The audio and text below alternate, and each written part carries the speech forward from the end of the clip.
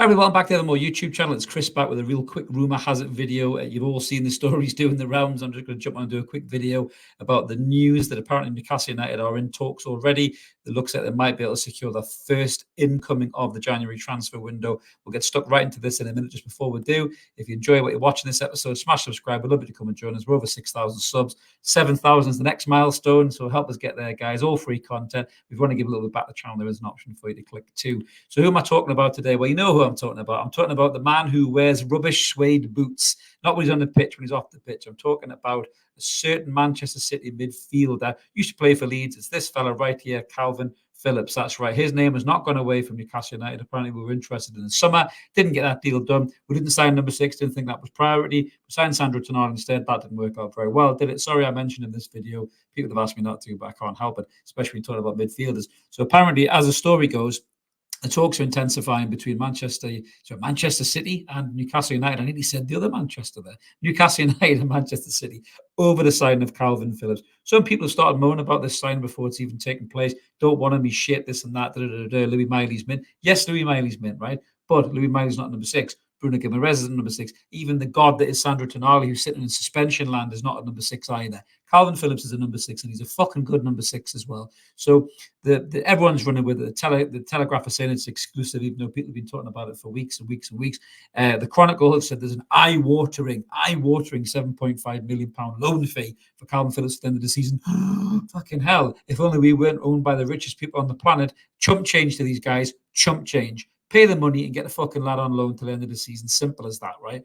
We need a number 6. He is a number 6. Forget about how shit he's been at Manchester City, right? He's barely fucking played. He's barely kicked his own arse. I don't know how many appearances he's had, but it's probably less than I've had fucking parsnips on my Christmas dinner. Let me just go and double check it right now, and I'll tell you how many appearances he's had as Mark's stat computer is resting for the festive period. So let's look at how many appearances Kalvin Phillips has had. So Kalvin Phillips has only played 4 times this season in the Champions League for Manchester City, 4 times in the Premier League. So 10 appearances all in all, 1 goal is what he's had for the entire season, right? He is a very good player. He's 27 years old. He's in his peak years, right? People are saying he can't play in an Eddie Howe team. Wrong, total bullshit. He played in a pressing team, a huge pressing team for under Bielsa for Leeds, right? So he can play in that setup, right? Will he take a bit of time to get up to scratch? Of course he'll take a bit of time to get up to scratch. He's barely played, right? But he'll come into Newcastle United on loan. Eddie Howe will put him through a rigorous training program, and he will sit in that number 6 position, and he will make that midfield better straight away. 2 signings straight away make this team better in the first week in January, and they cost you £7.5 million in a loan fee with Kalvin Phillips. Kalvin Phillips in number 6, David De Gea in a goalkeeper. That makes this team look considerably better because Dubravka couldn't save a pound in an icer if I fucking opened it for him, and we haven't got number 6. Those are 2 positions that need to be sorted ASAP. I'm all for this Kalvin Phillips deal. People are throwing shade in it already. I have no idea why. These are the same people who are praising Sandro Tonali for being this world-class midfielder. And what did he do in the 12 appearances we played for Newcastle? Not a great deal. Forget the Villa game. Take the Villa game out of the equation, right? What did he do? Other than that, what did he do? Not a great deal, right? Didn't click very well with Bruno. Didn't really stand out. Didn't look particularly good. He was dropped for Sean Longstaff, for fuck's sake. Louis Miley's come in to me and done more in the handful of appearances he's done than Sandro Tonali has done in the 12 appearances in Newcastle. I've said that before on Twitter.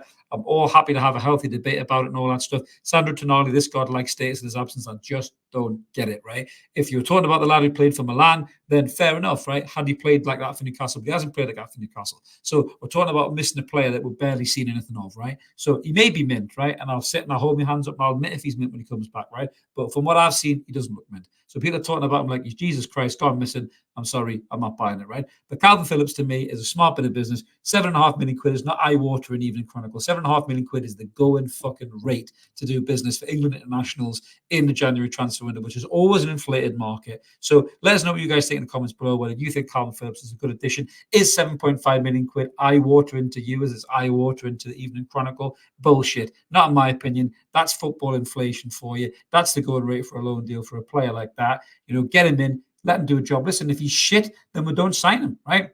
But get him in, at least play the fucking lad, unlike we haven't played Lewis Hall, who, in my opinion, should be getting more game time, especially after watching Dan Burn play like a pub team player against Nottingham Forest, right? So that's a different podcast episode for another day. But Kalvin Phillips coming in January, get the deal done early, get him in the training pitch, get him up to speed, get him in a position where he can come into the team and do a job, right? His match fitness will come as the games go by, no doubt about it in my mind. But I'm all for this deal. Let us know what you guys think in the comments below. We always like to hear from you. Smash that subscribe button if you like what you see. Loads of stuff on Evermore. We've got transfer links galore. We've got match previews, post-match analysis, and the odd rant from me here and there, which this one nearly turned into, to be honest with you. I'm having a bit of a grumpy day. Sorry about that. But listen, he's a good signing. Let's get him in the door, early doors. Let's get it sorted. And let's move on to get another 2, 3, 4 in this window because it's vitally important. But smash whichever button you like.